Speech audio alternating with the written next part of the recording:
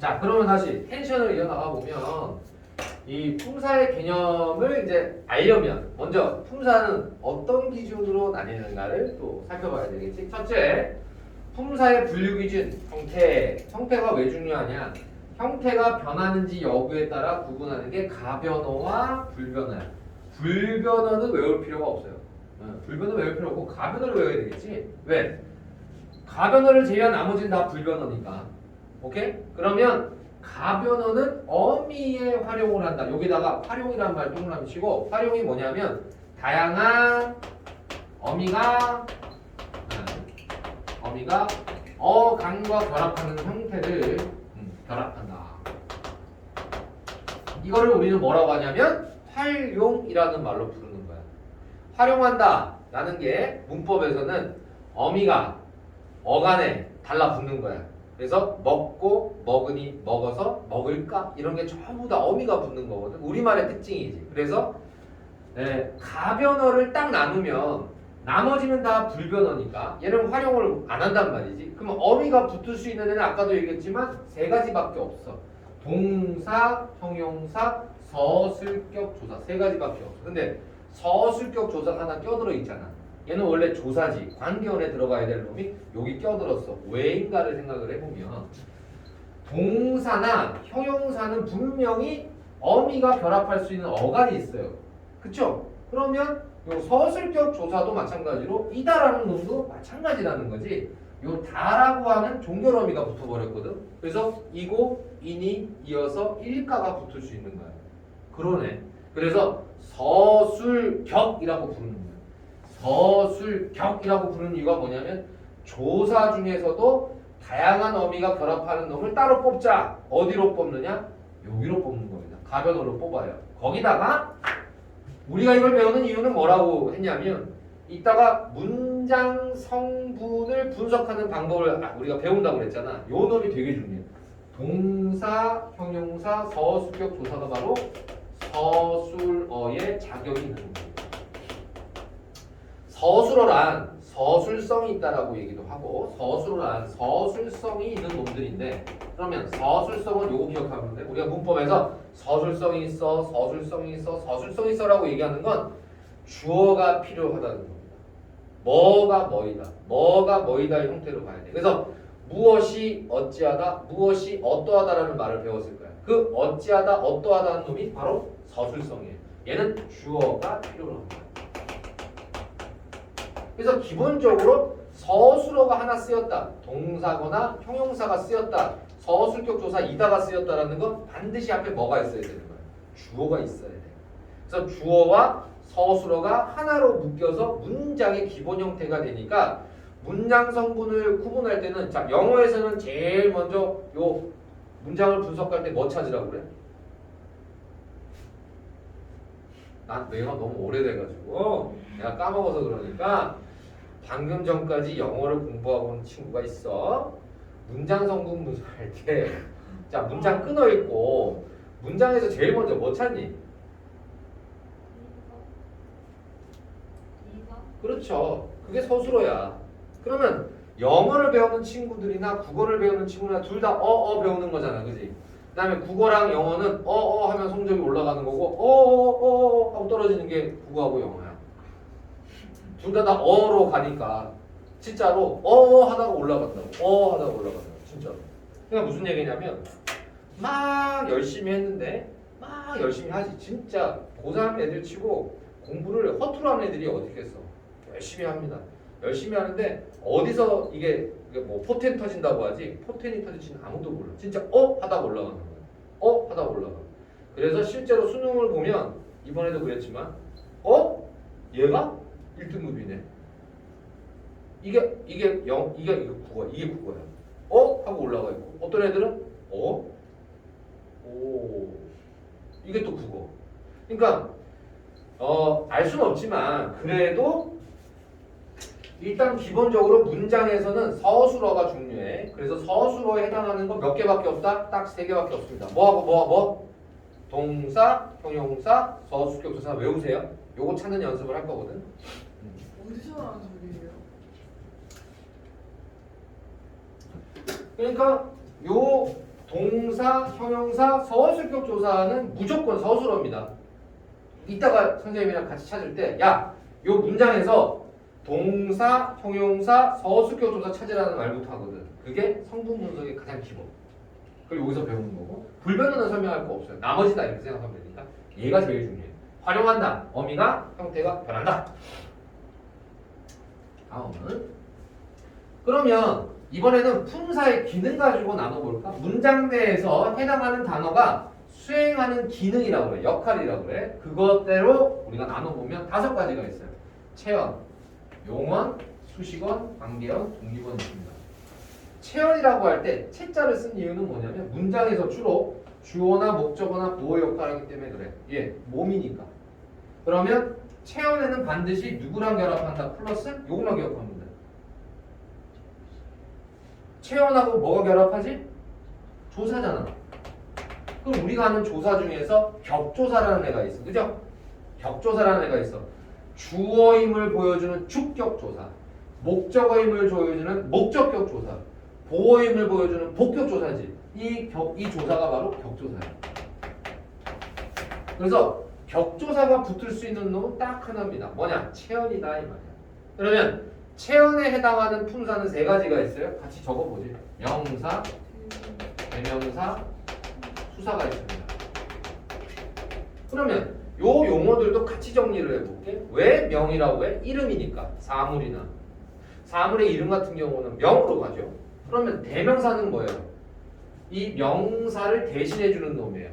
그죠? 그 다음에 수사는 뭐예요? 숫자를 나타내는 거예요. 그러니까 어렵지 않지? 품사의 용어가 그렇게 정해지는 거야. 이따가 우리가 형태, 기능, 의미별로 나눌 때 이게 의미에 해당하는 건데 미리 적습니다. 용어에는 문장에서 주어를 서술한다고 그래. 서술하는 기능에는 어찌하다, 어떠하다가 있어. 그러면 어찌하다는 뭐겠어? 동사겠어? 형용사겠어? 동사겠지. 어떠하다는 형용사겠지. 따라서 요 용어에 쓰일 수 있는 놈은 동사, 형용사입니다. 근데 여기서는 이제 용언의 파트 안에는 내가 서술격 조사를 안 넣었어요. 그거는 가변어일 때 얘기를 하는 거고 얘는 동사와 형용사로 되어 있습니다. 다음 수식언이라는 건 뒤에 오는 말을 꾸미는 애예요. 근데 이 꾸미는 애가 누구냐에 따라서 2가지가 있어요. 자, 따라서 요거 나눠보면 관형사 그리고 부사가 있는데 관형사는 뭐를 꾸며? 체언을 수식하고 부사는 뭐를 꾸며? 주로야 주로. 왜냐하면 앞에서 우리가 이미 한번 경험을 했지만 척척박사, 부술비 부사가 명사를 꾸밀 때도 있으니까 모두 다 그렇다라고 할 수는 없어. 하지만 관형사는 체언을 꾸미는 게 맞아. 부사는 주로 용언이야. 주로 용언, 주로 용언. 이거는 굉장히 중요한 거죠. 주로야 주로. 용언을 꾸미지만 명사를 수식할 때도 있고 부사가 또 다른 부사를 수식할 때도 있고 부사가 여러 가지를 수식할 때가 있다고. 문장도 수식할 때도 있고. 그러니까 굉장히 범위가 넓으니까 주로라는 말로 적습니다. 관계어는 주로 체언에 붙어요. 아까 얘기했던 거예요. 체언에 붙고 다른 말과의 관계를 나타내는 단어들이니까 이게 조사. 이 조사 안에 서술격 조사가 들어가 있겠지. 자, 독립어는 놀람, 느낌 등을 나타내면 다른 성분들에 비하여 독립성 있는 단어를 조사와 결합하지 않는 주로 감탄사 같은 경우 들어가는 거예요. 부르는 말이 아니라 그렇습니다만 이렇게 해서 명, 대, 수, 동, 형, 관형사, 부사, 조사 그리고 마지막 감탄사까지 해서 9개 품사예요. 요 기능과 의미를 미리 다 설명을 한 부분이다. 자, 적어보면 근데 교재는 다 설명을 해놨어. 그래 이제 이거대로 쭉 정리를 하려면 단어의 분류가 지닌 의미에 따라 이렇게 9개를 나눈다. 자, 넘어갑니다. 이거는 쉽잖아요. 오늘의 핵심은 뭐냐면 이 품사를 구분하는 기준이라는 게 가장 중요해. 없어 그 책에. 이거는 선생님이 정리를 하라는 거야. 품사를 구분하는 기준은 품사란 고유한 성질을 가진 집단이라고 우리가 정의를 내렸다면 따라서 이 기준을 이해하고 암기하는 것이 매우 중요합니다. 그러면 이해하고 암기했는가를 어떤 식으로 물어볼 거냐는 거 아니야. 수능에서는. 아니면 문법 문제에서는 어떤 식으로 내는지를 이해를 했잖아. 그러면 그냥 뻔한 놈을 보고 뻔하게 문제를 낸다면 내신하고 다를 게 없어요. 그렇게 낸다면 문법 문제 내시는 분들이 자존심 상해.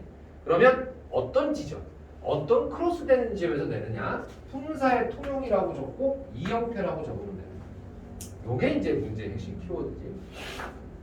설명을 해보자면 선생님 품사의 통용은 뭡니까? 앞에서도 얘기했지만 요 놈이 명사형 전섭 어미인지 명사로 파생시켜주는 전미사인지는 품사가 다르죠? 어미와 조사니까. 근데 형태는 동일하지만 품사가 다른 경우가 있어요. 그러면 얘는 뭘 가지고 구분한다? 문장 성분 가지고 분석을 하는 거고. 근데 이 형태는 이거는 좀 알아둬야 되는 거야. 품사는 동일해요. 근데 형태가 다른 거예요. 가장 대표적인 게 우리가 주격 조사. 이게 대표라고 하기도 좀 그렇다. 이나 가가 있어요. 맞죠? 그죠? 요렇게 품사는 동일한데 형태가 서로 다르게 나올 때가 있어. 그치? 그러면 품사의 통용과 이 형태란 형태와 품사의 상관관계를 물어보는 거고 요것을 가지고 얼마나 친구들이 9개의 품사에 고유한 자 형태, 의미, 기능 순으로 잘 이제 구분할 수 있느냐를 물어보는 거야. 이나 가가 구별되는 이유는 앞에 자음이 오느냐 모음이 오느냐잖아. 그러면 이럴 때 이렇게 바뀌는 걸 음론적 이형태라고 해요. 음론적 이형태. 음운론적 이형태. 앞에 자음으로 끝나면 이가 오고 앞에 모음으로 끝나면 가가 온다. 그렇죠? 그러면 이런 식으로 음운론적 이형태를 가지고 문제를 내는 것은 앞에 무슨 말이 붙었냐? 맨 앞에 의문이라는 말이 붙어버렸지. 그러면 의문론적 이형태는 이미 한참 지나왔어. 우리가 품사 파트까지 왔거든. 근데 저기 앞에서 배운 뭐하고 연결되는 거야? 의문 파트하고 연결되는 거야. 이거 이해되냐? 그렇죠? 그 다음에 형태론적 이형태가 있어. 의미 가지고 나누는 겁니다. 형태론적 이형태. 이 형태론적 이형태. 이 형태론적 이형태는 어떤 걸 대표적으로 우리가 말할 수 있냐면 이 의문론적 이형태로 설명할 수 없는 애들 나머지 이형태들이 있어. 특이하게 쓰이는 놈들. 대표적인 게 하라는 놈이에요. 이 하라는 놈은 뒤에 아나 어와 같은 어미가 못 와요. 하 어가 아니지. 하 다음에는 어가 못 온다고. 하 여가 오지 여. 그렇죠? 그러면 얘는 어미 어를 대신해서 여밖에 못 오는 애야. 그럼 얘는 의문론적 이형태가 아닌 거죠. 그래서 얘는 뭐라고 부르느냐? 형태론적 이형태라고 하고 어 대신에 쓰인 거예요. 어 대신에 쓰인 거예요. 설명할 수 없는 거지. 앞에 왜 하 다음에 여가 오는지를. 하지만 버트 어의 이형태가 되는 거야. 그래서 과거 시제 선어 말음이 아시나 어시 쓰여야 되는데 하는 특이하게 여가 오니까 하였다가 되는 거야. 하였다. 이런 걸 형태론적 이형태까지 정리를 해놓습니다. 품사는 뭐라고? 고유한 성질을 가진 집단이야. 기준을 암기하고 이해하는 게 좋아. 이해하고 암기하는 게 굉장히 중요하다. 자, 라는 얘기 다시 한번 더 정리를 하고 넘어가죠. 한 번쯤은 이형태 문제를 만나게 되니까 이형태 문제를 내면 애들이 이걸 왜 냈는지를 몰라. 이형태란 지금처럼 의문론적 이형태 자음으로 끝나냐 모음으로 끝나냐 을, 이가 같은 게 바로 의문론적 이형태고 형태론적 이형태는 하 다음에 무조건 여가 오듯이 의문으로 설명할 수 없는 이형태들이다 라고 보면 돼. 품사는 동일한데 형태가 달라졌으니까. 자 이제 문제가 나갑니다. 이 문제는 여러분들 그 기출문제에 있을 거야. 기출문제에 아침에 하는 달리기가 있어. 그러면 어디에다가 포커스를 둬야 되냐? 달리다라는 동사에다가 기가 붙었어요. 나는 모임에 늦지 않으려고 더 빨리 달리기 시작했다. 자, 여기도 기가 붙죠. 그러면 미음, 기에 대한 얘기입니다. 그래서 이 미음기가 선생님 정리를 해놨어. 요 명사로 파생시켜 주는 전미사인 경우에는 아까도 얘기했지만 접사가 붙으면 품사가 변화. 이렇게 외우자 그랬잖아. 접사가 붙으면 품사가 변화. 품사가 변화됐으니까 뭐에서 뭐로? 동사에서 명사로 완벽하게 바뀝니다. 완벽하게 바뀌어요. 완벽하게 바뀌었을 때 그 근거는 뭐에 있느냐? 자, 요거를 그대로 적으세요. 1번 관용어가 수식된다. 관용어가 수식한다. 2번 체언의 역할을 합니다. 2번 서술성이 없습니다. 3번 따라서 주어가 필요 없습니다. 이렇게 하시면 미음기가 품사를 변화시켜주는 명사, 파생, 전비사인 경우 1번 관용어가 수식합니다. 왜? 체언이니까 이제 체언 명사로 바뀌었기 때문에 무조건 관용어가 수식합니다. 2번 체언의 역할을 해요. 그러면 문장에서 주어나 목적어나 보호 역할을 한다는 뜻이거든. 그러면 체언의 역할을 하니까 서술성이 이제 더 이상 없습니다. 왜? 주어니까요. 혹은 목적어이거나 보어이니까요. 필요가 없어요. 그래서 명사로 파생된 접사라고 우리가 이해를 딱 하기 위해서는 저 문장을 아침에 하는 달리기는 건강에 매우 좋다를 문장 성분 분석을 해야 됩니다. 이해되겠죠? 자, 그러면 1, 2, 3, 4번이 맞는지 안 맞는지를 선생님이랑 같이 할 때 자, 문장 성분 분석의 순서 문장 성분 분석의 순서 이거는 매우 중요한 겁니다. 오늘 사실은 이 품사 파트를 하면서 저절로 이렇게 문장 파트하고 겹치는 거예요. 이 형태소에 대한 얘기, 품사에 대한 얘기를 하면 자연스럽게 문장 성분을 알아야 돼요. 그럼 문장 성분 분석을 할 때는 뭐가 기반이 돼야 되냐면 형태소나 품사가 기반이 돼야 돼요. 이 두 개는 매우 밀접합니다. 매우 밀접해서 저 경우에 1번 선생님이랑 서술어를 먼저 찾을 거예요. 가장 먼저 문장의 기본인 서술어를 찾고 2번 서술어의 주어를 찾을 거예요. 그리고 3번 서술어의 목적어나 부사어를 찾습니다. 이거는 선생님이 만들어낸 거예요. 문장 성분을 어떻게 하면 잘할 수 있죠? 그냥 하는 게 아니라 영어에서 문장의 어떤 구성을 알려면 이게 몇 형식인지 알려면 서술을 알아야 돼요. 동사 가지고 판단하는 거잖아. 똑같습니다. 그래서 국어도 문장을 분석할 때는 서술어, 서술어의 주어, 서술의 목적어와 부사를 찾는 겁니다. 간단하죠? 그래서 저 문장을 한번 분석을 해보면 아침에 하는 달리기는 건강에 매우 좋답니다. 여기에 나오는 요 문장에서 서술어를 찾아볼게요. 그러면 서술어로 쓰이는 놈은 품사가 그러니까 서술어로 쓰이는 놈을 찾으려면 세 놈을 찾아야 돼. 삼총사. 일단은 동사, 형용사, 그리고 서술격 조사를 찾아야 돼. 일단은 동사, 형용사 구분하지 마시고 구분하는 방법은 나중에 배웁시다.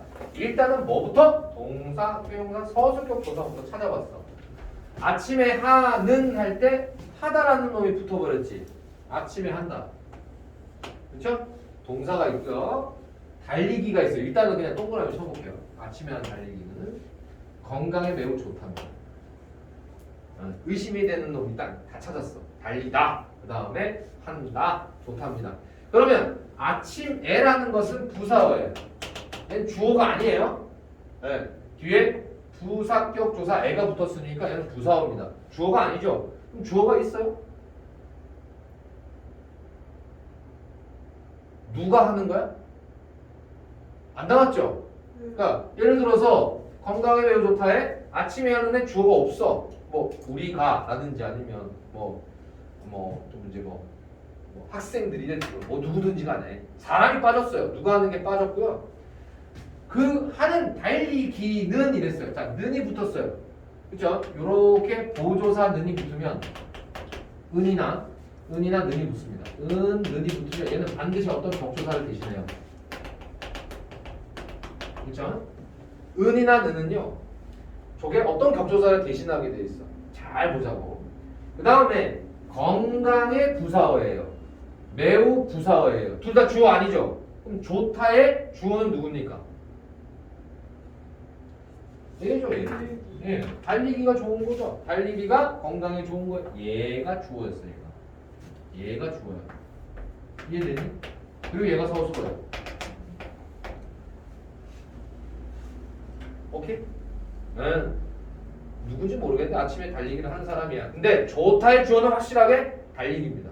그럼 주어로 쓰였죠. 그렇죠? 그러면 이가 주어가 필요 없다라는 건 뭐냐면 서술어 좋다가 나왔고 달리기가 주어로 쓰인다면 달린다를 만약에 서술어로 본다면 달리기에 또 주어가 필요하겠지만 이 경우에는 주어가 필요 없어요. 됐죠? 끝났죠? 이 문장이.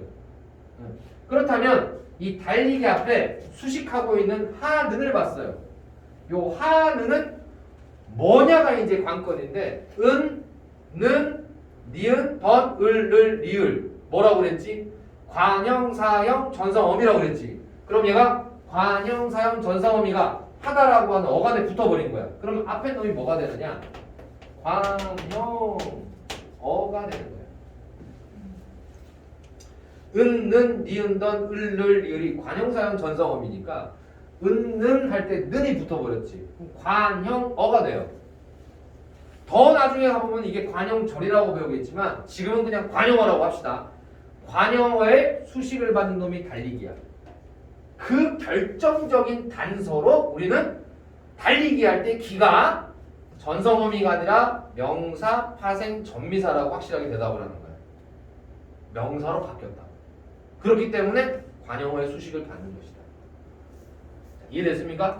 그래서 서술을 찾아가지고 따져보니까 달리기가 주어인 거야 이미. 주어라면 저놈은 명사로 완벽하게 바뀐 체온이 된 거예요. 용언에서 체온으로 완벽하게 탈바꿈이 됩니다. 그럼 품사가 바뀌었죠? 품사가 바뀌면 뭐라고? 접사라고. 품사를 변화시키는 접사. 품사가 완벽히 바뀌었으니까.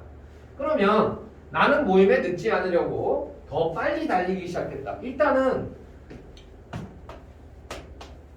동그라미 쳐야 되겠죠? 뭐뭐 하지 않으려고. 자, 뭐뭐 하지 않으려고. 이걸 하나의 서술어로 봅시다.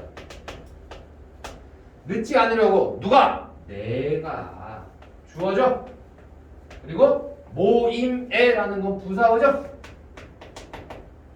그러면 이미 한 문장이 끝난 거예요. 뭐뭐 하려고. 더. 부사죠? 그 다음에 빨리. 부사어죠? 이해됐나요? 그러면 더 빨리 달린다라면 이미 앞에 부사어의 수식을 받습니다. 뭐랑 다르게? 하는이라는 관형어의 수식을 받는 게 아니라 더 빨리의 부사어의 수식을 받았어요. 부사의 수식을 받으면 이는 뭐가 되느냐? 서술어입니다. 서술어. 그렇겠지? 그러면 이 문장에서 달리는 사람이 누굽니까? 모임에 늦지 않으려고 달리는 사람이 누구예요? 나잖아. 그러면 따라서 이 달리기는 서술어로서 나는 달린 겁니다. 됐죠? 나는 달린 거예요. 달리기를 여기다 를 들어요. 달리기를 시작한 거죠. 오케이? 그럼 달리기를 시작했다. 이것도 서술어죠. 내가 달리기를 시작한 겁니다. 맞습니까? 네. 자, 그러면 형태는 똑같은 달리기인데 요 놈은 앞에 부사어의 수식을 받아버렸어. 란 얘기는 나라고 하는 주어가 필요한 서술어이기 때문에 라는 거죠. 이게 기출문제의 답이었어.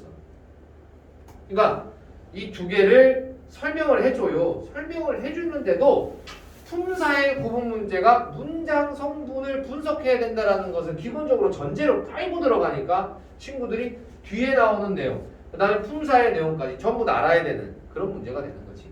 그런데 이 지금 선생님이 얘기하는 요 음리음기를 명사형 전성어미냐 아니면 명사 파생 전미사냐를 구분하려면 얘도 마찬가지. 1번 품사를 유지하고 여전히 동사 형용사니까 얘는 부사의 수식을 받고 1번이죠. 그 다음에 서술성이 있고 2번이죠. 더 중요한 거 의미상의 주어가 반드시 있어야 돼요.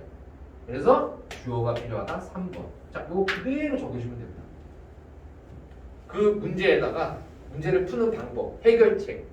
관형어의 수식을 받으면 접사, 부사의 수식을 받으면 어미. 오케이? 그 다음에 주어가 필요로 하면 어미. 주어가 더 이상 필요로 하지 않고 지가 주어이면은 접사. 이해됐나요? 오케이. 자, 됐죠? 그래서 선생님이 이 문장, 그러니까 이 품사 파트에서 난이도가 좀 있는 수능 기출 문제를 옛날 거지만 들고 오면 저 한 문제를 가지고 문법을 내시는 분은 2개, 3개를 한꺼번에 일타쌍피로 물어볼 수 있는 거예요. 기가 뭘까? 접사와 어미를 구분할 수 있느냐? 라는 문제와 문장 성분을 구분할 수 있느냐? 얼마나 좋아요. 그러니까 한 문제 가지고 싹 다 훑어버리니까 이런 게 수능에서 나오는 거지.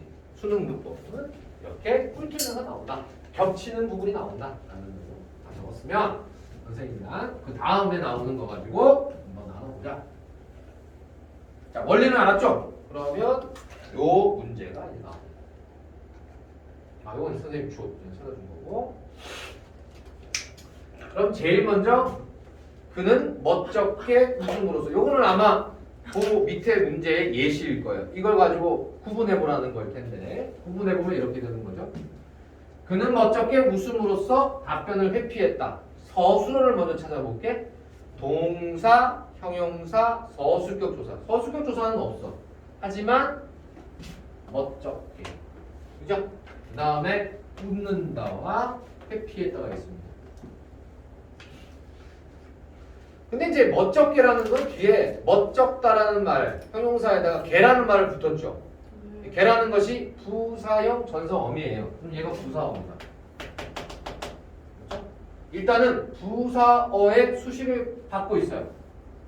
그러면 얘는 어미야 접사야. 부사어니까 부사의 수식을 받으면 여전히 서술어죠. 서술어니까 얘는 품사가 유지된 거야, 변화된 거야? 유지된 거죠? 유지됐으니까 얘는 어미라고 해야 되겠지. 명사형 전성어미가 붙었다. 명사형 전성어미. 음이 붙었어요. 자, 음이 붙은 거고 웃다에다가 음이 붙은 거고 그 다음에 이제 그거 하나만 가지고 내가 자신있게 답을 못 고르겠어. 그럼 1번, 2번, 3번 조건들 하나 다 따져보면 웃었대. 누가 웃었냐? 주어를 찾았죠. 그가 웃은 거예요. 그가 멋쩍게 웃은 거야. 그러니까 어미가 더 확실하지. 됐죠? 그가 웃은 거니까 멋쩍게. 그럼 얘는 어미인 거야. 그래서 답변을 회피한 사람이 누구냐? 그가 답변을 회피했죠. 그죠?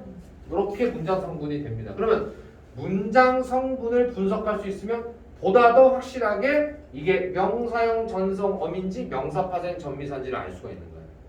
앞에를 보면 부사어가 맞는 건 부사어가 없을 수도 있을 거 아니야. 관용어가 없을 수도 있을 거 아니야. 그러면 문장 성분으로 판단하면 된다는 얘기. 두 번째, 그 가수는 현란하다에다가 동그라미 쳐야 돼요. 현란하다에다가 현란하에다가 니은이 붙었어. 얘를 뭐라고 부른다고 할까? 자, 다 같이 은, 는, 니은던, 을를 니을. 시작. 리듬을 좀 타볼까? 은는, 니은던. 은는, 니은. 이거 되게 중독성 있어. 혼자서 이거 읊조리게 돼. 은는, 니은던. 따라 하라는 얘기야. 얼마나 내가 뻘쭘하냐. 은는, 니은던. 을를 리을. 내가 분명히 얘기해줬지. 근데 어떤 애들은 이 어미야 목적격 조사를 보고 그 관형사형 전성어미라고 써놓는 애들이 있어. 종종 가다가 아니다잉. 이거는 어미입니다. 이거 관형사형 전성어미야. 야, 관형사형 전성어미가 붙으면 가나요? 그러면 현란한 다음에 춤이 왔죠? 춤을 추다에다가 미음을 붙여. 이놈 뭐냐 이거지. 관용어의 수식을 받으면 뭐냐는 거지. 품사가 바뀌는 명사, 파생, 전미사가 됩니다. 수학 같지 않냐? 수학? 공식인 것 같지 않냐? 공식? 그렇죠. 근데 이거 알면 몰라. 시험 문제에 아직 이런 유형을 너희들이 문법 시험에서 못 봤다면 3학년 때는 한 번씩 나와요. 이 한 문제가 기출문제잖아. 이 기출문제에 응용을 해가지고 선생님들이 문제를 내시는 거야. 그러면 지금 오늘 배우는 공식을 알고 있으면 내신 문제뿐만 아니라 수능 문제에서도 문장 성분을 통해서 확실하게 구분할 수 있는 거 배우죠. 그러면 그 가수는 현란한 춤을 춘 거야. 추다의 주어는 누구야? 누가 춤을 췄어? 아 가수. 그 가수가 춤을 췄잖아. 네. 그러니까 이 문장은 그 가수는 현란한 춤을 추다로 끝나는 거거든. 그러면 추다의 주어는 이미 가수가 있어. 주어가. 네. 그렇지. 그러면 얘는 더 이상 주어일 필요가 없잖아. 네. 명사로 바뀐 거야. 그래서 접사야. 서술어 주어가 이미 갖춰져 있으니까. 오케이. 그럼 선생님 현란하다. 현란하다의 주어는 누구죠? 뭐가 현란한 거야? 춤. 그렇죠. 춤이 현란한 거예요. 춤이 현란하죠. 춤이 현란하지. 그러니까 의미상 현란하다의 뭐가 되는 거야? 춤이 주어가 되는 겁니다. 그래서 선생님 정리한 거 보면 접사로 품사가 바뀌었을 때는 뭐의 역할 한다고 나와 있어 거기에? 주어 역할 한다고 써줬지. 우리 방금 본 거보다 다시 어렵죠. 내가 적어놓은 게 그렇지. 주어가 필요 없다. 체언의 역할 한다고 나와 있지 않아? 체언의 역할 한다고 나와 있지. 네. 체언이 뭐야? 주어, 그다음 목적어, 보어 같은 역할을 한다고. 네. 오케이? 그래서 요 문장을 다시 돌아가 보면 가수는 춤을 추는 거고요. 그 춤이 현란하답니다. 현란하다의 주어가 춤이에요. 그럼 얘는 서술성이 있는 거야, 없는 거야? 서술성이 없는 명사, 파생, 접사입니다. 자, 아직 요게 머리에서 로딩이 되려면 조금 시간이 걸릴 거야. 한번 다시 문장을 봐봐. 이게 성분 분석이에요. 선생님이 알려주지 않아가지고 문장 성분 분석하는 게 아직 요령이 안 생길 텐데 추다의 주어는 가수고 그러니까 현란하다의 서술어의 주어는 춤이 되는 겁니다. 이거 관용어가 안긴 절이거든. 그래서 춤이 주어가 되는 거예요. 현란하다의. 이게 접사야. 오케이. 자, 그 다음에 노래를 불렀습니다. 누가 뭐 노래를 불렀지? 춤을 추고? 가수. 그렇지, 가수가. 이렇게 되는 거예요. 그냥 문장에서 요 놈은 또 다른 주어를 필요로 하지 않아. 지가 주어인 거야, 이미. 지가 주어니까 현란한 춤이 된 거지. 근데 그럴 때는 접사. 그 다음에 웃음처럼 그가 웃은 거야. 멋쩍게 라고 하는 부사의 수식을 받으면 요 놈은 어미 이렇게 되는 거지. 서술어니까. 자, 그 다음에 하나 더 해볼게요. 오늘따라 학생들의 걸음이 가벼워 보였다 이랬어. 자, 그러면 가벼워 보였다를 하나의 서술어로 봅시다. 요 가벼워 보였다의 주어는 누구지? 학생들이 가벼웠어? 아 걸음. 학생들이 가벼워? 학생들의 뭐가 가벼워? 걸음. 그러니까 이렇게 얘가 주어가 돼야 되잖아요. 자, 그럼 맞춰봐. 얘가 주어니까 또 하나 간섭. 앞에 의라고 하는 관형격 조사가 붙었어. 의가 관형격 조사거든. 그러면 얘는 관형어로 쓰였겠죠? 네. 그러면 관형어의 수식을 받는 놈은 접사라 했어? 어미라 했어? 맞춰봐 이제. 관용어요. 관형어의 수식을 받으면 접사야 어미야? 그렇죠. 그래서 이때 걸음은요 걷다에다가 음이 붙어가지고 그렇죠? 요 음이 뭐가 되는 거냐면 명사, 파생, 전미사가 되는 겁니다. 앞에 관형어의 수식을 받았거든요. 누구의 걸음이냐? 학생들의 걸음이 가벼워 보였다. 가벼워 보였다의 주어가 걸음이기 때문에 됐죠?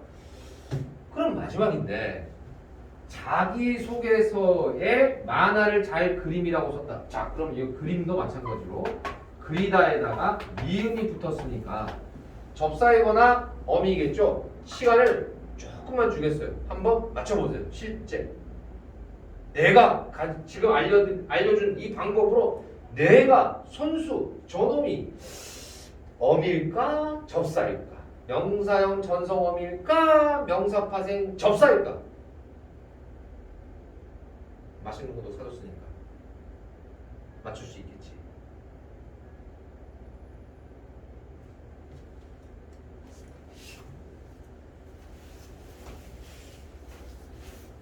자신 있게 대답을 한번 해봅시다.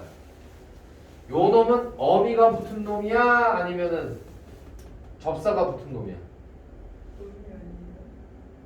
다 같은 생각? 네? 뭐라고 했어? 아 다시 다 같은 생각이냐고 묻는 것은 어미라고 답변을 했어. 다 같은 생각? 오케이? 그러면 이제 선생님이 이제 마무리를 줘볼게. 얘 어미가 맞거든? 그랬더니 어떤 친구가 이러더라고. 선생님 어미? 네? 아니지. 내가 누구지? 네. 어미? 접사니까 아, 짝을 맞추려면 어미가 이런 어떤 그 얄팍한 그런 이제 생각들을 하는데 연습 문제니까 그렇게 되지 않았어요? 그런 얘기인데 생각을 하라고 준 거지. 그걸 머리를 그런 식으로 이렇게 굴리라고 준 게 문제가 아니야. 근데 맞긴 맞아. 그럼 왜 그러냐면 이 설명을 하면 꼭 그 남자애들 중에 이거 딱 통밥을 보고 어미? 접사? 그럼 어미네 이렇게 답을 하는 친구들이 있는데 그럼 문법 실력이 안 늘지. 찍기 실력밖에 안 들잖아. 잘 봐. 잘이라고 하는 놈이 붙었어요. 잘 그림이라고 그랬거든. 잘이라는 건 부사회. 그렇죠? 일단 부사회 수식을 받으면 요거는 서술성이 있는 서술어가 돼야 돼요. 따라서 미음은 자, 명사형 전성 어미가 답이에요. 그러면 누가 만화를 잘 그리죠? 나오진 않았어. 누가 아닌데 자기소개를 쓴 누구 학생이 있겠지. 그렇지. 어떤 학생이겠지. 어떤 학생이 자소서에 저는요 만화를 잘 그림이라고 쓴 거야. 그럼 그림이라고 하는 것은 명사형 전성 어미가 붙어서 주어가 필요해. 누가 그렸는데 그 학생이 잘 그림이라고 썼다 이 말이죠. 라고 요게 인용을 나타내는 말입니다. 그죠? 인용을 나타내는 부사표 조사가 붙어요. 그 다음에 썼다가 되는 거죠. 이렇게 정의를 내릴 수 있겠죠. 됐습니까? 그럼 이제 문제 풀리겠죠? 짝이 맞춰지죠? 이렇게 푸는 문제다. 이거를 그나마 한 번에 설명해서 다행이야. 근데 완벽하게 이해가 되니? 그죠? 그러면 예시문 같은 게 나오면 자 그때 한번 다시 우리가 문장 성분 분석으로 어미냐 아니면 접사냐 이거를 구분하는 거는 한 번 정도는 해볼 필요는 있죠. 네. 또 하나 품사별 특성으로 가겠습니다. 체언이라는 놈 들어갈게요. 근데 이제부터는 선생님이 이제 개념이거든요. 고유한 성질이잖아. 그 고유한 성질을 하나씩 찾아볼게요. 체언은 문장에 주로 이것만 생각하면 돼. 주어, 목적어, 보어, 격조사, 결합. 이거 무척 중요하겠죠? 관계어입니다. 이 관계어라는 게 대부분 다 격조사야. 문장에서 어떤 관계인지, 주어의 관계인지, 목적어의 관계인지, 아니면 뭐 서술어의 관계인지를 보여주는 거거든. 그래서 명사, 대명사, 수사가 있습니다. 먼저 명사예요. 명사에서 문제가 많이 나온 건 이거죠. 의존명사. 관용어가 필수임. 다시 의존명사는 앞에 반드시 수식하는 말이 있어야 돼. 의존명사의 그 뜻이 그거야. 혼자서 못 쓰여. 앞에 무슨 말이 와야 돼. 근데 이 의존명사는 뭐하고 문제를 잘 내냐면 너희들이 아마 그 문법에 관련된 어떤 개념과 문제집 이렇게 연습하는 게 있어요. 조그마한 책이 있더라고. 어제 누가 들고 왔는데 의존명사는 뭐 때문에 헷갈리냐면 관용어가 필수인 의존명사인데 의존명사처럼 적어볼까? 의존명사처럼 보이는 그냥 명사, 일반 명사. 이게 재밌어 이게. 근데 수능에서는 이처럼 뭔가 따박따박 이거 외워서 풀 수 있는 문제로 잘 내지는 않지만 분석을 해볼 때 선생님 이런 의존명사처럼 보이는 일반 명사는 됐다 많으면 선생님이 야 그거 어떻게 다 외우냐 그리고 그런 거 수능 문제 그런 걸 암기해가지고 그런 문제를 내겠니? 라고 얘기를 하겠지만 몇 개 안 되잖아요. 그래서 그때 적어보는 거예요. 지금 우리가 공부하는 때잖아. 그 때라는 놈은 일반 명사예요. 의존명사 아닙니다. 뭐뭐 할 때로 많이 쓰일 뿐이지. 하지만 요 뭐뭐 할 때로 많이 쓰이지만 얘가 일반 명사인지 아닌지를 구분하기 위해서는 얘 앞에다가 아무것도 안 붙여보고 문장을 만들면 돼. 그래서 때는 바야흐로 땡땡땡땡. 자, 아무것도 없어도 앞에 아무것도 없어도 시작할 수 있죠? 그럼 얘는 그냥 일반 명사인 거야. 오케이? 자, 그 다음에 어디쯤인가? 어디쯤 있어? 어디쯤? 뭐쯤이요? 이거 뭐인 것 같아? 어디쯤? 이거 명사거든, 명사. 근데 얘가 어디쯤의 형태로만 쓰이거든. 우리가 아는 걸로는. 이게 짬의 방언이에요. 근데 이쯤도 의존명사처럼 보이는 일반 명사입니다. 왜? 짬이 없으니까. 이런 말 쓰지. 짬이 없다라는 말 쓰거든. 이게 짬에서 온 말이에요. 이게. 쯤이라는 말. 이것도 명사입니다. 어제 누가 하나가 들고 와가지고 선생님한테 보여준 건데 그래서 딱 사전을 찾아보니까 쯤도 명사예요. 그러면 이런 건 어떻게 문제를 낼까? 외워야 됩니까? 라는 얘기인데 진짜 옛날에는 이게 한번 튀어져 나온 적이 있어.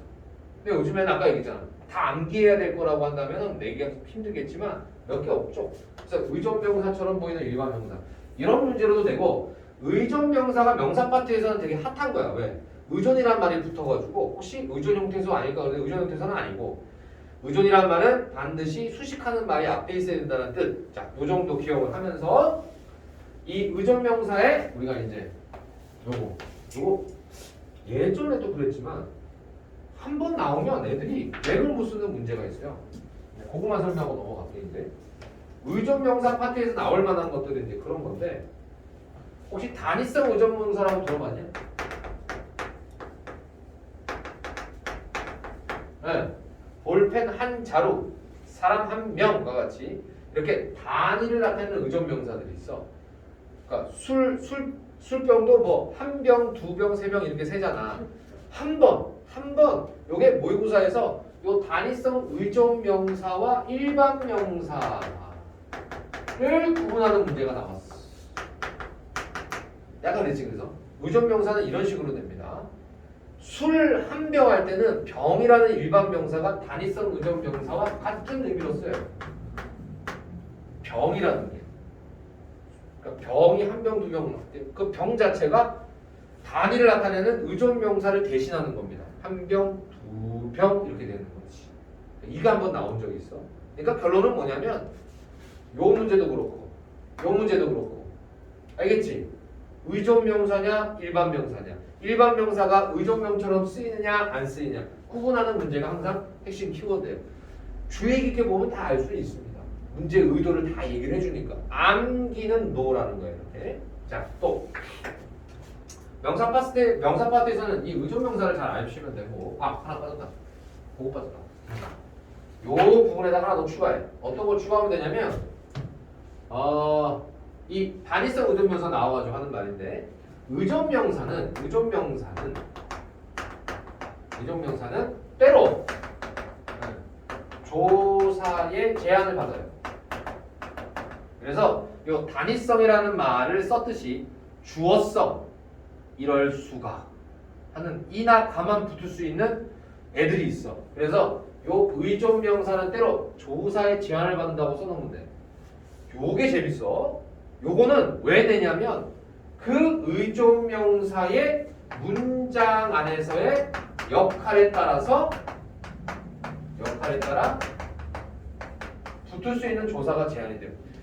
보편성 의존 명사라고 하는 게 있어. 보편성은 모든 조사가 다 붙어. 주격 조사, 목적격 조사, 서술격 조사 다 붙을 수 있어요. 부사격 조사. 그래서 문장의 역할에 따라 의존 명사는 때로 조사의 제한을 받을 수 있으니까 뭐 수라든지 아니면은 뭐 받기라든지 이런 말이 있을 때 조사를 붙여봐야 되는 거예요. 이제. 그때 요령이 하나 있어요. 이거 반드시 한번 만나게 돼요. 모의고사 때 애들이 의존 명사는 때로 조사의 제한을 받는다. 문장의 역할에 따라 라는 문제를 내거든. 그러면 주격 조사 붙여보면 되는 거야. 목적격 조사 붙여보면 되는 거야. 그 다음에 부사격 조사 붙여봐야 돼요. 서술격 조사 등등. 그러면 또 요 주격, 목적격, 부사격, 서술격, 관형격 이런 조사의 종류를 알아야 격조사의 종류를 알아야 되잖아.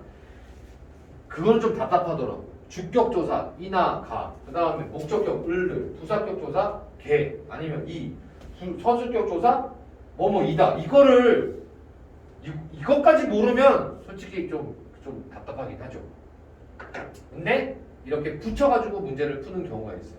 이거 붙여야만 알 수가 있는 거야. 제한을 받는다. 이게 꼭 보면 전반기 때 한 번씩 문제가 나오더라고. 애들이 들고 와. 쌤, 부정명사에 이 조사가 제한된다는 게 무슨 뜻이죠? 야, 너 붙여보면 되는 거 아니야? 1월 수를 있다 없다. 1월 수를도 붙여보고 1월 수이다. 1월 수가 가가 되네. 그럼 얘는 주어성이잖아. 이렇게 제한된다. 그거 알아두세요. 의존명사니까 그래요. 다른 명사들은 상관없는데 얘네들은 그렇다. 자, 다음. 대명사로 넘어갈게요. 사람이나 사물, 장소들 이름을 대신하여 가리키는 말이다. 인칭 대명사입니다. 어렵진 않죠. 근데 이제 얘네들이 이제 문제가 나왔을 때 자, 과거에는 나왔지만 미지칭과 부정칭을 구분하는 문제가 있어요.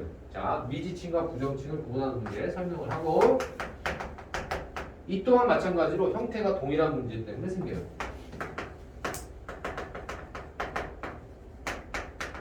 형태는 동일한데 어떨 때는 미지칭, 어떨 때는 부정칭이라고 부르거든.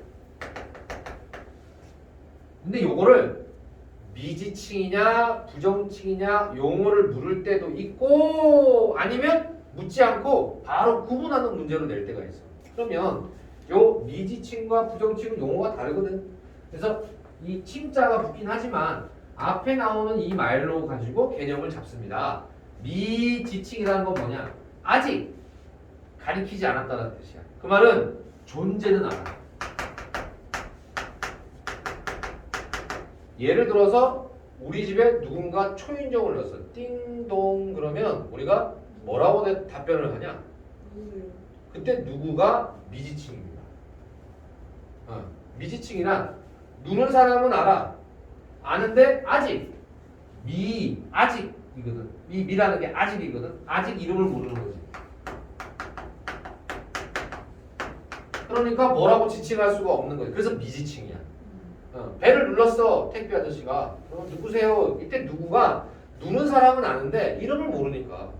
그럼 누구는 미지칭이라고 부르는 거야. 그러면 부정칭은 뭐냐면 누구예요? 존재의 범위를 몰라요 아예. 지정할 수가 없어. 그러니까 누구라도 공부를 열심히 하면 대학에 갈 수 있다. 자, 좋은 얘기지. 누구라도 할 때 누가 형태는 똑같지만 이때는 부정칭이 됩니다. 정하지 않았어요. 공부만 열심히 한다는 전제 조건만 탄다면 대학에 갈 수 있어. 그러면 존재의 범위가 없고 이름도 모르는 거예요. 우리가 공포 영화 같은 데 보면은 그렇죠? 이민호 씨가 번역을 잘 하시던데 금발의 아름다운 여인이 꼭 등장하죠. 서양 공포 영화들 보면 금발의 아름다운 아가씨들이 큰 의리의리한 저택에 들어가요. 굳이 안 가도 되는데 꼭 가셔. 사람들이 다 말리는데 꼭 가. 그러니까 가가지고 똑똑똑 문을 두드린 다음에 문을 삥 열고 한마디를 합니다. 자, 영어에서는 뭐라고 하죠? 그렇게 딱 들어갈 때 계세요? Anybody there? Anybody there? 발음 너무 괜찮은데 Anybody there? 해석하면 뭐죠? 거기? 지금 우리 하고 있는 게 그래서 누구잖아. 거기? 누구 있어요? 라는 얘기잖아. 거기 누구는 그럼 여기서는 미지칭 부정칭. 이해됐으면 답변해봐. 끼 문을 열고 Anybody there? Anybody there? 부정칭. 화는 내지 말고. 부정칭이요. 부정칭이죠. 네. 근데 그런 영화를 보면 들어가서 Anybody there? 탁 문을 놓는 순간 저절로 닫혀. 꼭 닫혀. 그리고 나서 보면 저기 2층 발코니 같은 데 있잖아. 거기서 누가 휙 지나가. 그러면 이렇게 얘기를 합니다. Who's there? Who's there?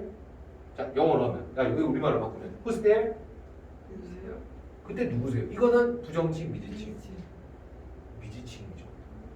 봤잖아. 됐어? 그래서 anybody there가 부정칭이고 who's there가 미지칭입니다. 그러면 이렇게 설명하면 어떤 사람들도 잊어버리지 않겠지. 확실히 이해가 되죠. 네.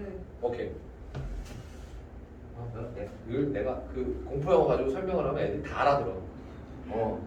who's there, anybody there. anybody가 여기서 누구? 같은 누구지만. 자, 다음 지시대명사. 이 지시대명사 그 저를 적으세요.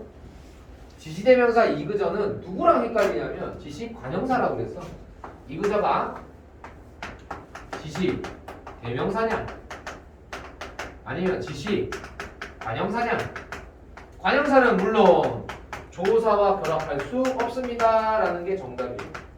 근데 젠장 조사를 생략해가지고 내는 경우도 있을 거 아니야. 그러니까 지시대명사는 조사와 일반적으로 결합을 해요. 조사와 당연히 결합을 하죠. 그런데 만약 조사가 생략돼 있으면 그런 경우가 있잖아. 저 다음에 이와 같다면 와를 안 쓸 수도 있거든. 그러면 그와 같이 조사가 생략돼 있는 경우에는 그럼 지시대명사인지 지시관형사인지를 형태만 가지고는 알 수가 없으니 그럼 뭘로 대신 바꾸면 되냐면 이것, 그것, 저것으로 교체해 보시면 됩니다. 이거 3학년 때 여러분들이 문법을 만약에 내신에서 다룬다고 한다면 선생님들이 프린트물을 하나 주실 거예요. 학교마다. 문법의 난이도 높은 문제들이랑 선생님들이 하나 주시거든.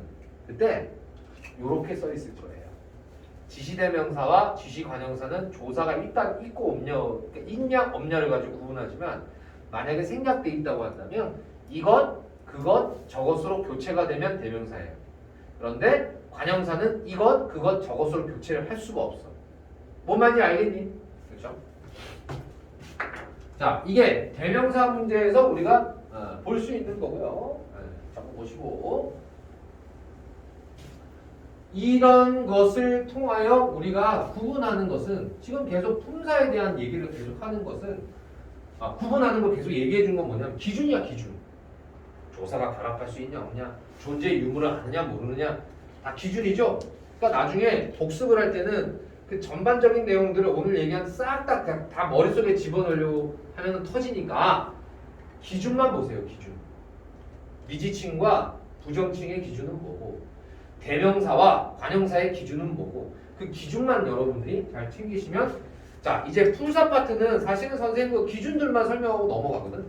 우리가 품사의 기본적인 뭐 이런 거를 다 이해하고 뭐 그런 게 핵심은 아니니까. 네. 자 오늘 여기까지 하도록 하겠습니다. 그러면 준비한 거니까.